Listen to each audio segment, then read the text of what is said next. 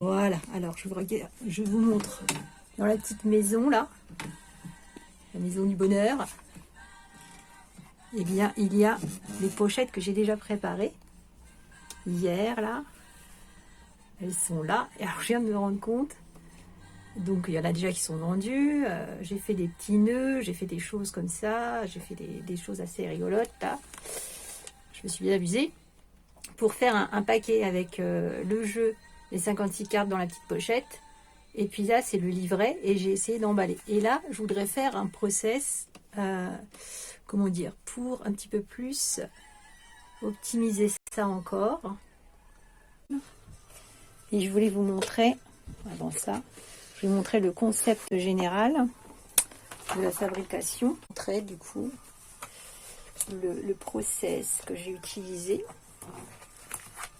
par Canva, hein, pour faire les jeux. Alors, ça se présentait comme ça. C'est très économique mon jeu parce que c'est seulement 7 feuilles à 4 pour un jeu de 56 cartes. Donc, je vous montre globalement comment ça se présentait.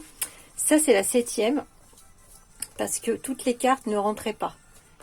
Parce que les cartes, je me suis arrangée, je vous montre un exemple, ici, voilà, par exemple, pour les faire, les mettre sur une A4. Donc, il y a 9 cartes sur une A4. Et donc, j'ai fait des fichiers réversibles recto verso. Donc là, c'était les fichiers que j'avais fait imprimer au début. Bon, après, j'ai tout découpé à la main. Donc, quand je dis que c'est artisanal et fait à la main, ce jeu, c'est vraiment artisanal fait à la main. J'ai coupé ici. Après, j'ai aussi coupé des fois avec une guillotine, mais pas beaucoup, parce que, en fait, la guillotine, en précision, il faut vraiment couper plutôt au ciseau. Donc, et là, sur 56 cartes, ça tenait sur 6 planches avec 9. 9, ça fait 54, hein, 9 fois 9 fois 9, 54.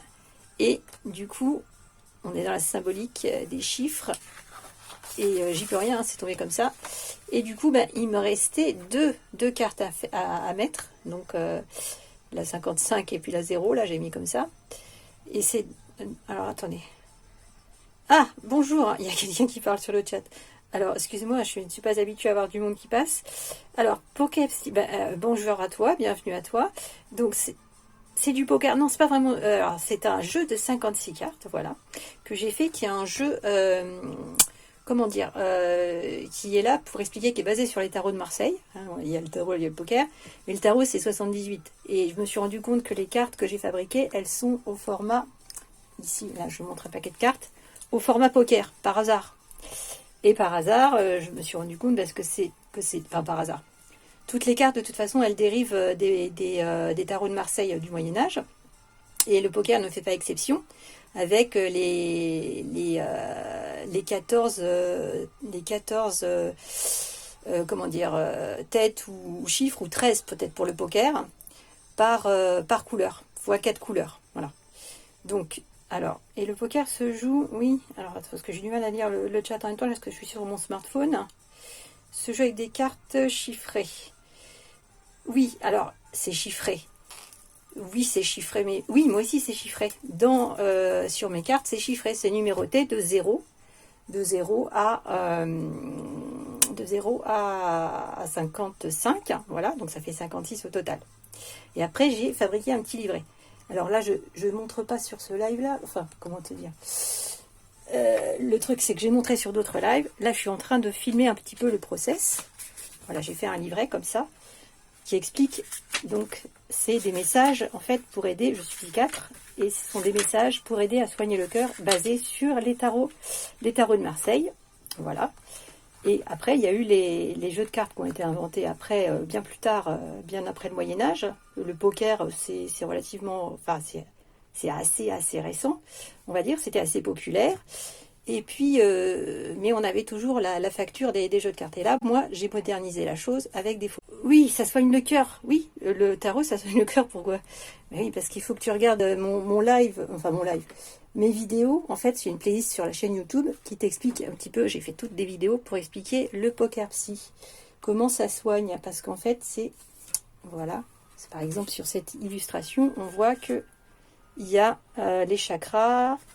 Donc en fait, c'est un poker qui explicite tous les chakras. Voilà. Et ça explicite aussi l'Ayurveda, ça explicite aussi l'étoile à 5 branches, donc taoïste, des saisons. Et il y a des messages inspirants, c'est du développement personnel si tu préfères, voilà. Des messages des cartes, hein. C'est de la cartomancie, on peut appeler ça de la cartomancie aussi, mais c'est pour favoriser ton intuition naturelle, voilà. Donc tes messages à toi et des réflexions que tu vas te faire, voilà. Donc ça c'est une recherche complète, aboutie, que j'ai décidé, enfin j'ai fait ça aussi de manière intuitive. Alors, donc, oui, alors, oui, parce que moi je suis psychiatre, donc psychiatrie, psyché, ça vient du grec, en grec, psyché, ça veut dire l'âme, voilà. Et Iatros, le médecin, donc le psychiatre, c'est le médecin de l'âme, voilà. Ok, voilà. Donc on est à fond dans les chakras, le cœur à corps, le chakra du cœur justement. Voilà, les chakras, donc ils sont là. Et il y a le chakra du cœur, et c'est en rapport aussi avec tout ce qui a été inventé. Donc les tarots de Marseille du Moyen-Âge reprennent les concepts de la Kabbale et le concept des 22 lettres hébraïques qui existaient déjà avant. Et moi je me suis préférée au tarot conventionnel, tu as les atouts, hein, de 1 à 21. Donc, et plus l'excuse, ça fait 22. Ça fait bien 22. Ça, donc les 10 premières, je te dis que c'est effectivement les 7 chakras des êtres humains, plus 3 cartes de circulation de l'énergie, que j'ai décryptées dans ce jeu, voilà, que je vends au profit de l'association que je préside. Voilà. Et l'association Semeur de Zen, le collectif Semeur de Zen. Et dans les 12 suivantes, hein, donc 10 plus 12 égale 22, les atouts, eh bien, il y a les 12 signes du zodiaque. Voilà. Donc, par exemple, t'es quel signe? Est-ce que tu peux nous donner ton signe? Et si tu veux, je t'explique en te montrant la carte qui correspond à ton signe du zodiaque. Si tu es toujours là. Combien ça coûte? Ah ben, en fait, là, le prix, je l'ai mis à 33 €. C'est-à-dire, il y a le livret. Je vais te montrer, par exemple, une pochette. Par exemple, une pochette comme ça que j'ai fabriquée là. Toc. Tu as le jeu, donc. Et à l'intérieur de la pochette, tu as aussi le livret explicatif. Hein. Donc là, ils sont entièrement protégés. Et là, tu vois. Bon, là, c'est un exemple que j'avais sur la main. C'est pas un livret parce qu'ils sont tout emballés là. Donc, c'est difficile pour moi de te les sortir parce que j'avais pas prévu ça. Comment te dire? J'étais en train de faire le live pour montrer comment on fabrique. Mais voilà, voilà une autre type de pochette avec le livret. Donc là, je vais pas la défaire tout de suite. Placé. Donc, ah oui, t'es cancer. Bah voilà, très bien. Donc je vais t'expliquer, je vais te montrer sur la carte cancer. Arrive au signe du cancer, tu vas voir, c'est la lune. Voilà, c'est ce qui correspond au tarot de Marseille, dans les tarots de Marseille, à la lune. D'ailleurs, on voit bien sur les tarots de Marseille, il y a la lune, il y a une écrevisse, il y a tout ça. Alors, la lune. Donc tu vois, on retrouve ici le signe du cancer. Alors voilà, donc cancer, on est là. Et tu retrouves le signe du cancer, la lune. Alors par exemple, je vais te lire le message qui va avec, voilà, avec la carte du cancer qu'on peut avoir dans le jeu, mais qui explique un petit peu aussi cette définition, un petit peu, quand on a défini les signes. Voilà. Alors voilà, donc on est ici. Alors donc cancer, donc c'est un signe d'eau, voilà, ce signe appartient au signe d'eau. Alors, ça correspond à la lettre hébraïque Kof. Alors là, je te la montre ici, Kof. Sur le livret, j'ai mis les lettres hébraïques. C'est cette lettre-là, voilà, que j'ai retrouvée après les correspondances, moi, en recherchant les choses. Enfin, en recherchant par recherche intuitive aussi, en intégrant le contenu. Alors, lettre hébraïque Kof, qui veut dire le chat de l'aiguille. C'est le soleil de minuit. Donc, allez, cette carte nous porte également ce signe, enfin ce qui représente cette particularité, on va dire.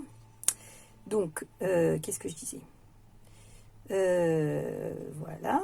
Donc, cette carte nous porte à aller explorer les parts d'ombre, les trésors cachés, les deux faces de la lune. Donc, croissante, incurvée vers la droite, plus d'énergie de fertilité, décroissante, se creusant vers la gauche, vers plus d'intériorité. Nous invite à plonger dans nos ressources profondes. Il est temps de percevoir nos limites et nos peurs pour être en mesure de les transmuter et de guérir de ce qui nous ronge de l'intérieur. Alors j'ai mis aussi le contexte de la prise de vue, parce que ce sont que des prises de vue que j'ai faites, des anciennes photos voilà, que j'avais déjà. Et là, le contexte de la prise de vue, c'est la nuit tombe sur le massif alpin des glaciers de la Neige et de la Grave, dans les Alpes. Il fait sombre, il fait froid, gardons-nous de tout danger. La prudence et la pleine conscience sont de mise. Alors voilà, signe qui invite aussi la Lune, comme la Lune, à plonger dans son intériorité, à dépasser ses peurs aussi. Voilà, là c'est la partie iceberg aussi. Voilà, plonger dans l'inconscient. Pour résumer, oui, je suis dans la Lune. Oui, un petit peu en fait, les signes lunaires. De toute façon, un signe, ce n'est juste que ça donne les énergies autour de ta naissance. Voilà. Donc ça donne quoi? Ça veut dire que tu es né mois de juillet, quelque chose comme ça, voilà. Et donc du coup, ça veut dire les astres autour de notre planète.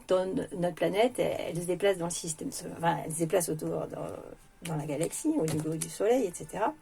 Et donc elle est sous influence. Donc quand tu es né, voilà, et en plus ça se calcule normalement le signe astrologique également avec l'endroit où tu es né et la date précise de ta naissance ainsi que l'année. Et ça donne un petit peu la position des astres, y compris celle de la Lune également. Donc voilà, c'est comme ça qu'on définit les signes. Ah oui, 21 juillet. 21 juillet. Ah oui, en plus, tu as l'année. Oui, mais ouais, attention, je ne suis pas l'ordinateur. C'est-à-dire que si tu veux savoir tout ça, il faut aller sur... Il y a un site, par exemple, et il faut Zen, je crois, je ne me rappelle plus comment ça s'appelle, Zen. Et tu vas calculer, c'est un ordinateur. Il va te donner les thèmes astro et tout ça. Il va te donner aussi ton ascendant, si tu as ton heure de naissance. Voilà. Donc, du coup, ça veut dire que c'est pas parce qu'on est né à telle date qu'on n'a pas eu les influences, parce qu'après tu grandis et on capte tous les influences. Voilà. Donc ça donne que ça, c'est des classifications qui expliquent un petit peu comment les influences qu'on peut avoir autour de soi. Et à travers ces 12 signes astrologiques, et puis bon, les 12 cartes là par exemple qu'on peut trouver là-dedans, qui expliquent ça, c'est donner une espèce de palette, une palette au niveau de ce qu'on peut faire au niveau de sa personnalité, des possibilités qu'on a de créer sa vie autour de soi, et notamment, surtout aussi, notre interface de communication, tu vois. Donc ça peut être un peu, les gens qui sont comme ça, ils communiquent un petit peu de manière lunaire, on va dire. Alors,